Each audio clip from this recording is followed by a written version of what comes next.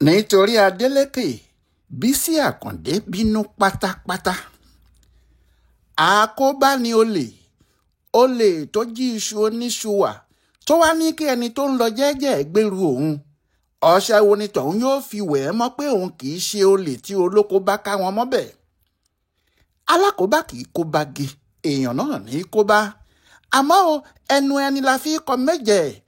Béèyàn bá rí ohun tí ò dáa kó tètè fi ẹnu ara ẹ̀ kọ́ ni. Ohun tó ṣẹlẹ̀ sí olóyè Bisi Akande rèé. Àwọn òṣèlú ẹgbẹ́ APC kan múra láti kó bá bàbá náà pátápátá. Kì í ṣe àkóbá nìkan pàápàá, wọ́n fẹ́ fi orúkọ rẹ̀ da ìpínlẹ̀ Ọ̀ṣun rú ni. Ẹni tó bá mọ olóyè Akande yóò mọ̀ pé bí kò bá sí igi lẹ́yìn ọgbà wíwó ní í wó. Ọ̀kan pàtàkì nínú àwọn igi lẹ́yìn ọgbà fún ààrẹ wa ni ààrẹ Bọ́lá Ahmed Tinubu. Yàtọ̀ sí pé bàbá Akande jẹ́ àwọn tí wọ́n ti bẹ̀rẹ̀ òṣèlú ti pẹ́, tó sì jẹ́ ọ̀kan nínú àwọn ọmọlẹ́yìn Awólọ́wọ̀ àti Bọ́lá Ìgè, ọ̀kan nínú àwọn òṣèlú tó ti rókun tó ti rọ́ṣà ni. Bẹ́ẹ̀ ojú tó rókun ti rágbà omi, èyí tó tọ̀sàdé ti rágbà odò, ojú tó rí gẹ̀lẹ̀dẹ́ pàápàá ti rópin ìran. Bisi Akande ni alága àkọ́kọ́ fún APC. Nítorí ẹ̀ ló ṣe jẹ́ ohun tó bá sọ àṣẹ ni. Èyí làwọn òṣèlú kan nínú APC Ọ̀ṣun sì ṣe múra láti fi orúkọ ẹ̀ dá nǹkan rú. Àwọn tí wọ́n gbọ́n ti mọ̀ pé nǹkan kan ń lọ o, pé àwọn kan wà níkọ̀rọ̀ tí wọ́n fẹ́ bà gbogbo nǹkan náà jẹ́ pátá. Bí a ti ń sọ tẹ́lẹ̀, kì í ṣe inú gbogbo àwọn ọmọ APC ló dùn pé gómìnà Adémọ́lá Adélékè ń bọ̀ nínú ẹgbẹ́ wọn. Àwọn kan wà tí wọn kò fẹ́ rárá. Ọ̀pọ̀ àwọn yìí ní àwọn tí wọ́n ti ń fẹjú wo àwọn ipò kan lọ́ọ̀kan nídìí òṣèlú Ọ̀ṣun yìí, tí wọ́n sì mọ̀ pé tí Adélékè bá dé, àfi kí àwọn tún dúró ọdún 4 kékeré náà tó kan àwọn rárá. Ìyẹn tí yóò bá tiẹ̀ kàn wọ́n láyé wọn. Ọ̀nà fún ọ̀nà ọ̀run ni o. Ẹni tí yóò gba oúnjẹ lẹ́nu ẹni, ọ̀tá ẹni ni. Àwọn tí wọ́n ronú báyìí bínú gan ni. Wọn kò sì mọ ìdí tí àwọn aṣáájú APC, pàápàá àwọn ti ìpínlẹ̀ Ọ̀ṣun, yóò ṣe fààyè gba Adélékè láti máa bọ̀ nínú ẹgbẹ́ àwọn. Àwọn kò mọ̀ pé alápá tí ń rin ó ní ohun tó ń ṣe fọ́ba. Bẹ́ẹ̀ ni nígbà tí àgbàlagbà bá jókòó sábẹ́ igi, ohun tó ń rí bí ọmọdé gun orí òrùlé kò lè rí. Àgbà ló mọ̀ dí ọ̀rọ̀ káwọn ọmọdé jókòó jẹ́. Ohun tí àwọn olórí ẹgbẹ́ wọn fi ọ̀rọ̀ APC àti Adélékè ṣe nìyẹn. Àwọn tí wọ́n rò pé àwọn ọ̀gá àwọn nínú APC yìí ṣe ohun tí kò dáa, àwọn ni wọ́n ṣìwàhù lọ́jọ́ àìkú Sunday ọjọ́ 13 oṣù yìí, tí wọ́n sì dorí ohun gbogbo kodò láàrin wákàtí díẹ̀. Ohun tí wọ́n ṣe burú. Níṣe ni wọ́n kọ ìwé jọ̀ọ̀ràn kan tí wọ́n sì sọ ọ̀rọ̀ burúkú sínú ẹ̀. Gbogbo ohun tó wà nínú wọn pátá ni wọ́n sọ. Ṣé ohun tó bá wà nínú ẹni náà ni ọtí ń pa nípa? Wọ́n ní òṣèlú tí inú ẹ̀ ti jó tán ní Adélékè, pé kò lágbára kankan nínú òṣèlú, àti pé ẹgbẹ́ APC kì í ṣe ibojì tàbí sàárè níbi tí wọn yóò ti máa kó eegun àti kòròfo àwọn òṣèlú tó ti kú sí. Àtẹ̀jáde náà sọ pé APC kò gbọ́dọ̀ gba Adélékè wọlé nítorí kò ní àǹfààní kan tó mú bọ̀ nínú ẹgbẹ́ àwọn. Wọ́n ní APC ti fẹsẹ̀ múlẹ̀ pé kò sì sí kí àwọn má lé Adélékè lọ ní 2026, àti pé tó bá mọ̀ pé òun dá ara òun lójú kó má wulẹ̀ wá sínú APC, kó jáde láti du ipò nínú ẹgbẹ́ tiẹ̀, kó wá mọ bí òun ti tó lọ́wọ́ àwọn ará Ọ̀ṣun. Àwọn ọ̀rọ̀ tó wà nínú àtẹ̀jáde náà burú gan-an. Ọ̀rọ̀ tí èèyàn kò gbọ́dọ̀ sọ sí ọmọ ọ̀dọ̀ rẹ̀ ni.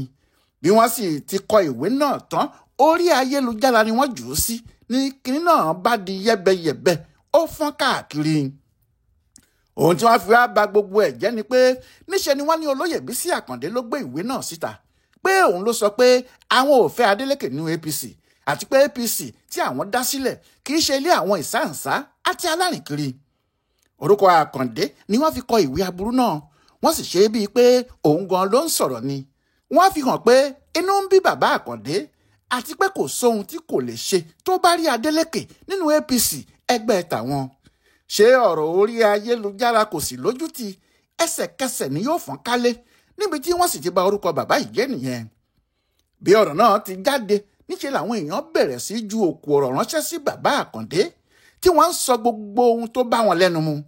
Àwọn kan ní olóṣèlú àtijọ́ ni. àwọn kan sì ní kí ló dé tó kórìíra Adeleke tó bẹ́ẹ̀ pé ṣe bí àwọn míì ti inú PDP wá sínú APC láìpẹ́ yìí tí kò sì sọ kinní kan nípa àwọn gọ́fúnà ọ̀hún, èyí tí àwọn kan sì sọ tí yóò dùn bàbá náà lórí ayélujára yìí ní àwọn tí wọ́n ń sọ pé ó fẹ́ bà iṣẹ́ Tinubu jẹ́ ni. Wọ́n ní ó yẹ kí òun náà mọ̀ pé Adeleke kò lè déédéé máa bọ̀ nínú APC bí kò bá jẹ́ wọ́n ti yanjú ọ̀rọ̀ náà lọ́dọ̀ Tinubu, àti pé kí ni Akande fẹ́ gbà nínú kí Tinubu má wọlé ìbò ọdún 2027. Àmọ́ okùn irọ́ kò ní tìjú o tó ẹni já. Bí ọ̀rọ̀ yìí ti ń lọ lórí ayélujára lọ́tún lósì, bẹ́ẹ̀ ni wọ́n ń jù ú sí bàbá Akande fúnra ẹ̀ nítorí ọ̀rọ̀ náà ṣàjòjì púpọ̀ létí àwọn aṣáájú APC gbogbo. Ṣé Akande ń tako Tinubu lóòótọ́ ni? Ṣé ó ń bú aṣáájú lẹ́nu ni? Àbí ìjà kan ti wà láàrin wọn ni? Ohun tó jẹ́ kí àwọn èèyàn máa ju àtẹ̀jáde náà sí Akande fúnra ẹ̀ nìyẹn. Àṣẹ bàbá náà kò tiẹ̀ sí ńlé.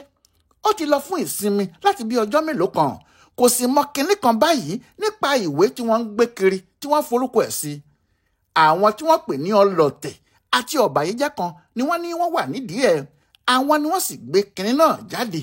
Bẹ́ẹ̀ ọmọ APC làwọn náà o. Ohun tó jẹ́ kí inú bí Bisi Akande rèé tó sì fi ìbínú gidi sọ̀rọ̀ sí wọn, torí òun náà mọ̀ pé bí ikú ilé kò pa ni lọ̀rọ̀ yìí tó dé òde pa ni. Ó mọ̀ pé àwọn aráalé nínú APC, àwọn tí wọ́n ń wá ohun tí wọn yóò jẹ nídìí òṣèlú tí kìí ṣe pé wọ́n fi bẹ́ẹ̀ nífẹ̀ẹ́ ẹgbẹ́ òṣèlú APC ọ̀hún dénú, àwọn ni wọ́n ń tú ìtúkùtù bẹ́ẹ̀ jáde. Nígbà náà ni bàbá Akande sọ báyìí fún wọn pé ìròyìn tí ẹ rí yẹn ìròyìn irọ́ ni o, èmi ò kọ̀wé kankan jáde o, èmi kọ́. Ó ti tó ọ̀sẹ̀ mẹ́ta báyìí tí mo ti wà lọ́ludé nílùú òyìnbó níbí. Níbo ni mo ti wá ráyè ìwé kíkọ? Àti pé ọ̀rọ̀ òṣèlú ní báyìí mo ti yẹra díẹ̀.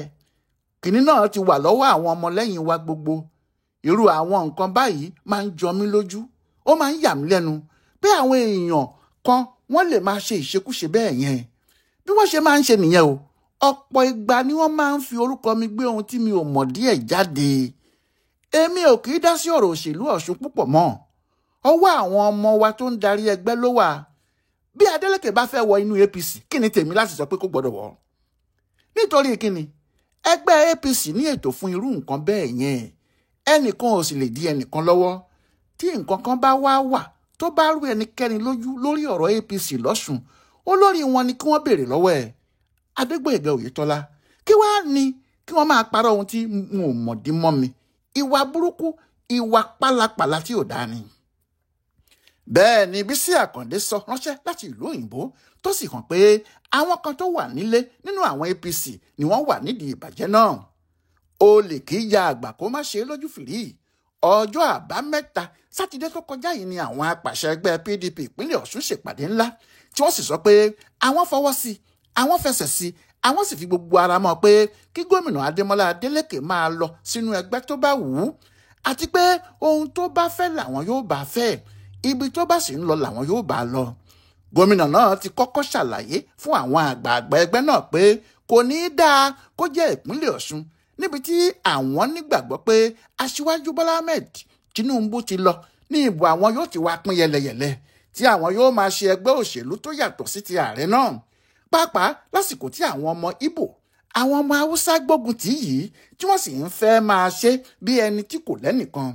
Adeleke bá àwọn àgbààgbà náà sọ̀rọ̀ pé tí àwọn ará Òkè Ọya tàbí àwọn ará ilẹ̀ Ìgbò bá gbé ogun kankan wá, tí àwọn bá ti wà níṣọ̀kan ní ìpínlẹ̀ Ọ̀ṣun, àwọn yóò borí wọn ṣáá ni. Ṣùgbọ́n eléyìí ò dùn mọ́ àwọn aṣáájú APC Ọ̀ṣun kan nínú. Wọn ò fẹ́ bẹ́ẹ̀ rárá. Àwọn míì tí ẹ̀ sì ń ṣe iyèméjì nínú wọn, wọ́n sọ pé bóyá ni.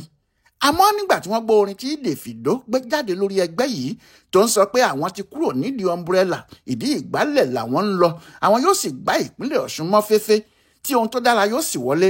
Ọ̀rọ̀ náà kan àwọn èèyàn tí wọn kò fẹ́ Adeleke nínú APC kú. Ohun tó sì jẹ́ kí wọ́n sáré gbé ìwé awúrúju yìí jáde rèé, tí wọ́n sì ní Bisi Akande ló kọ. Bàbá náà ti bínú báyìí o. Ó lóun kọ́ lòun kọ̀wé ọ̀ràn pé àwọn tó fẹ́ bà orúkọ òun jẹ́ ni. Ṣùgbọ́n àwọn tó wà nídìí ọ̀rọ̀ náà kò lè jáwọ́ bẹ́ẹ̀. Ó kù ní ìmọ̀ṣì ń ro, kò sì sẹ́ni tó mọ ohun tó kù tí wọn yóò tún ṣe.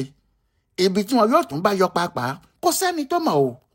Ọláyíwọlá alága ló yẹ ọ̀rọ̀ bàbá Bísí Àkàndé yìí wò fún ibùdó àgbáyé fún àṣà àtìṣe Yorùbá World Center nínú ọgbà yunifásitì Ìbàdàn. Ẹ kú dédé àkókò yìí o.